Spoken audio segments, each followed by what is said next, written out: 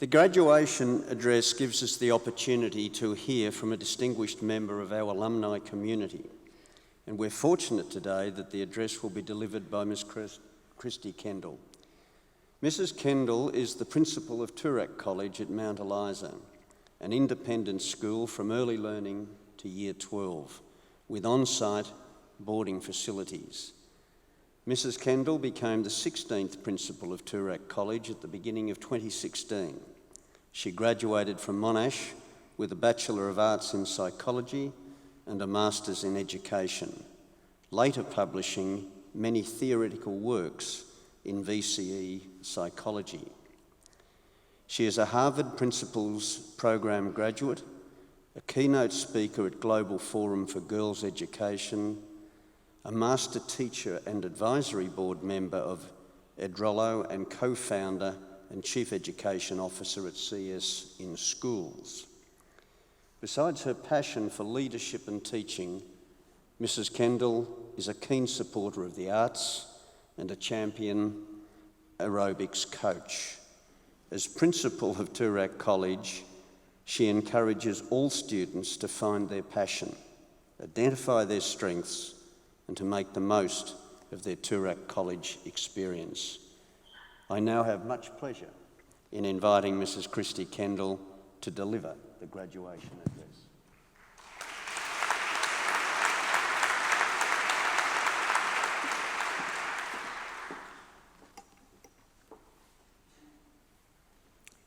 Good afternoon, Deputy Chancellor, the Honourable Simon Crean, Deputy Vice-Chancellor and Senior Vice-President Education, Professor Susan Elliott, Dean of the Faculty of Education, Professor Viv Alice, members of the faculty, ladies and gentlemen, and especially the new graduates. What a privilege it is to be asked to speak to you all today, and I mean this in many contexts. Firstly, of us being able to come together. Secondly, in being given this recognition from my university, but also in the context of being able to address to you just as the world of education has been flipped on its head. So I'd like to take the opportunity today to explore what the last 12 months has allowed us to discover about our industry, what opportunities we may have unearthed, and what arguments we have forever put to bed. When you choose to enter the world of education, you must do so with 3 things in mind. No 2 days will ever be the same. You may never know your impact, but you will never question your purpose in this world. There is another commitment, however, that walks alongside these understandings. You must make a commitment to evolve your understanding of the world along with it. A daunting challenge to undertake. What you were taught, you can't hold on to, protect, and pass on. You must take what you know, question it, explore it, and then pose it to your students to grow and evolve it. Education is about promoting their voice, their ideas, and their vision.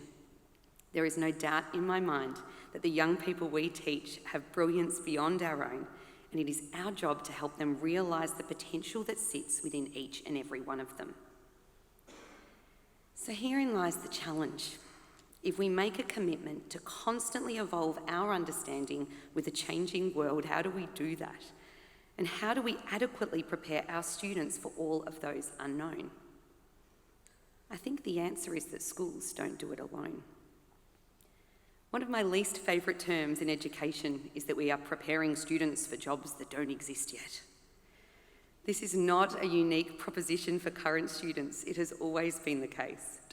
There are jobs today that didn't exist when I was at school, and jobs that my parents' generation that didn't exist when they were at school.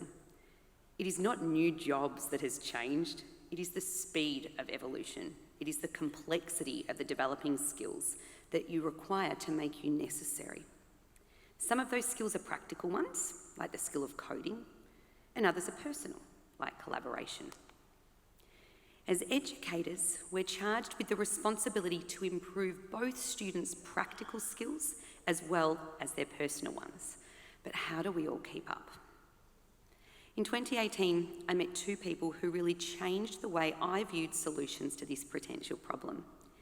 Hugh and Selena Williams had worked in the hub of Silicon Valley for many years, and amongst other roles, Hugh led Google Maps. They worried about the skills shortage in Australia and found that despite a national curriculum, very few secondary schools were teaching coding or computer science proficiencies. Enrolment in VCEIT subjects was dropping, as were enrolments in university courses, particularly for young women. This not only posed a problem for our country as a whole, but it meant that schools were not providing the basic objective to upskill their students in the skills that were necessary for their futures. Our knowledge as schools, our knowledge as teachers, was not evolving with the world. As a result, CS in Schools was born. CS in Schools places coding professionals from companies such as Seek or Car Sales and many other workplaces into classrooms, who then volunteer their time to teach kids how to code. The beauty of the program is that the curriculum evolves as the world does, as these professionals are living it every day. The teachers also learn alongside their class and then go on to teach other classes within their school, therefore upskilling the teaching profession in these future skills as well. It also seeks to address the skills gap in the workforce and ensures every student gets exposure to coding. In our third year now, we are in 40 schools across Australia, and this year 9,000 students are learning how to code from volunteer computing professionals through the CS in Schools program. Our original students are now in Year 9, and they are currently designing an app for carsales.com, continuing the link between schools and industry. Now, I am no coder. In fact, the volunteers that I teach about approaching a classroom laugh at me when I show my ignorance of the world that they live in. I'm an educator, and this model challenges the very conventions of educators. Educators are proficient in teaching those personal skills such as confidence, communication, leadership, abstract thought. But no single one of us possesses the ability to evolve our practical skills, our practical knowledge at the speed of industry. So CS in Schools sets out to marry the two: industry skills, people experts. We are not waiting to find out about these jobs that don't exist yet. The students are writing their job descriptions along the journey, and the companies we work with love that. The nature of connection online in 2020 will enable industry and schools to join together more easily and more readily than ever before. This is a true advancement in education for those that are brave enough to seek it. But wait, are you sitting here today squirming in your seat saying to yourself, wait a minute, I've just joined the profession and already these industry volunteers are in my job, in my classroom. I thought I was going to be overtaken by robots, and now industry has stepped in as well. Well, I think 2020 also answered that question for us forever. Teachers will always be necessary, despite any threat of automation. We are people experts. We are children whisperers. Our relevance will not decrease. In fact, if 2020 has shown us anything, our relevance will continue to strengthen.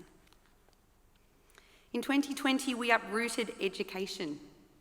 As principal of Toorak College, the school I lead is 147 years old.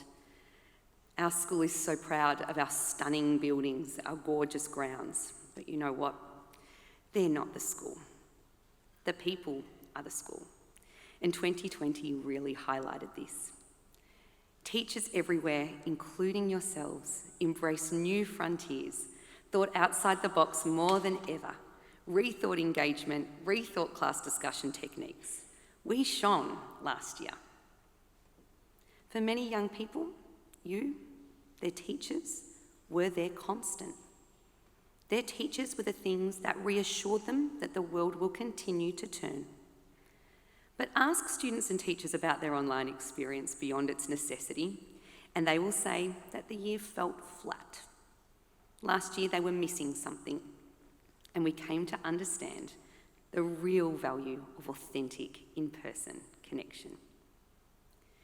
As I returned to school this year, I found myself writing on my first set of reports comments like, "Charlotte is an expressive student.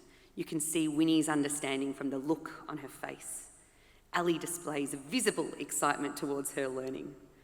back in the classroom. I was back seeing them again, and they felt so expressive. It was like they were sending you 100 signals at once. As teachers, you become very used to microfeedback in many simultaneous ways, and often not all in the same direction either. And it reminded me where the heart of the skill of teaching lies. It's not just about being around people, it is the skill of people. We see the small bite down of a lip in trepidation.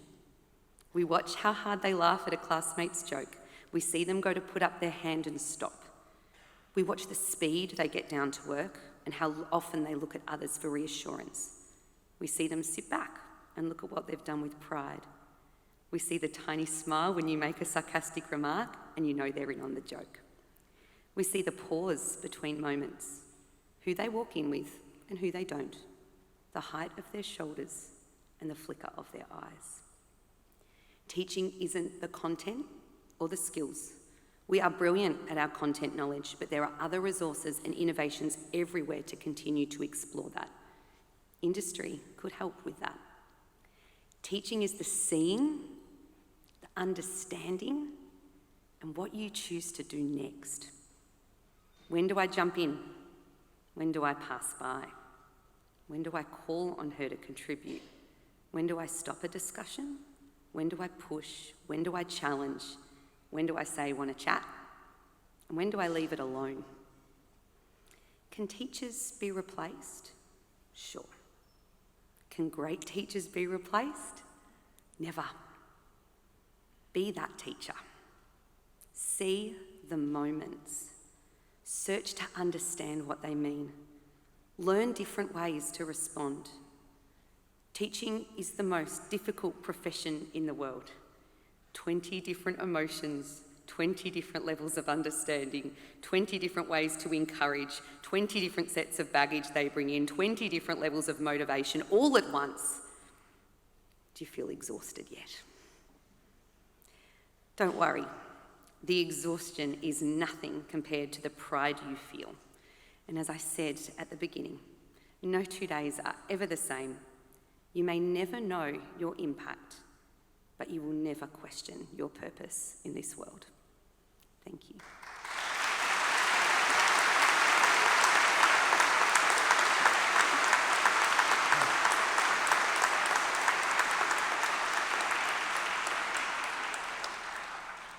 Well, thank you, Kristy, and I'm sure that you will all agree that was an inspirational address. The message about teaching isn't just content, it's also about problem solving, engagement, relationships. Relationships not just to you and the students as you go forward, but the environment in which they will be going out.